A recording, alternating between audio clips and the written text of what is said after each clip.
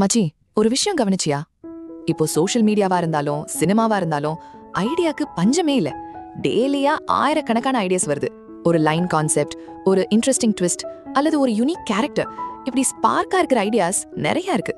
ஆனா அதே ஐடியா ஸ்கிரீனுக்கு வரும்போது அல்லது ஸ்கிரிப்டா மாறும்போது எங்கேயோ மொமெண்டம் மிஸ் ஆயிடுது. ஆடியன்ஸ் அட்டென்ஷன் ஸ்பேன் கம்மி ஆயிடுச்சுன்னு நிறைய பேர் சொல்றாங்க. ஆனா அதுதான் ஆக்சுவல் ப்ராப்ளமா? இல்ல ஐடியா இருக்கிறவங்க நிறைய பேரு அந்த ஐடியாவை ஸ்ட்ரக்சர் பண்ண தெரியாம ஸ்ட்ரகிள் பண்றாங்களா?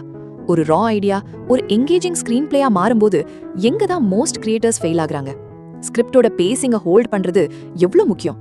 உன்னோட டேக் என்ன மச்சி? உண்மைதான். நீ கேட்குறது புரியுது. அதான் இன்னைக்கு சோஷியல் மீடியாவிலேருந்து சினிமா வரைக்கும் ஆடியன்ஸோட அட்டென்ஷன் ஸ்பேன் ரொம்ப குறையுது தான். அதுக்கு காரணம் இப்போ நம்ம பார்க்கக்கூடிய ஷார்ட் ரீல்ஸு, ஷார்ட்ஸு இதெல்லாமே ஒரு காரணம். ஏன்னா குயிக்காக ஒரு ஹூக் க்ரியேட் பண்ணி அதுக்கு ஒரு ரிட்டென்ஷன் வச்சு ஒரு ரொம்ப கம்மியான டைமுக்குள்ளே ஒரு விஷயத்த கன்வே பண்ணுறதுங்கிறது எந்த அளவுக்கு நல்ல விஷயமோ அந்தளவுக்கு அவங்க மைண்டும் அதுக்காக செட் ஆயிருங்கிறது தான் ஒரு முக்கியமான இது. இதில் ப்ளஸ்ஸு எல்லாத்துலேயுமே ப்ளஸ்ஸு மைனஸ் இருக்குது. இப்போ ஒரு அப்டேட் வருதுன்னா அந்த அப்டேட்டில் பழசு வந்து கழியும், புதுசு வந்து பிறக்குங்கிறது தான். ஸோ இந்த அப்டேட்னால சினிமாவில் என்ன ஒரு விஷயம் ட்ராபேக்காக இருக்குன்னா ஸ்பேன் குறையுது, அட்டென்ஷன் ஸ்பேன் குறையுது. உண்மைதான். நீங்கள் படத்தில் வந்து ஒரு 10 நிமிஷம் சீன் வருதுன்னு வைங்க.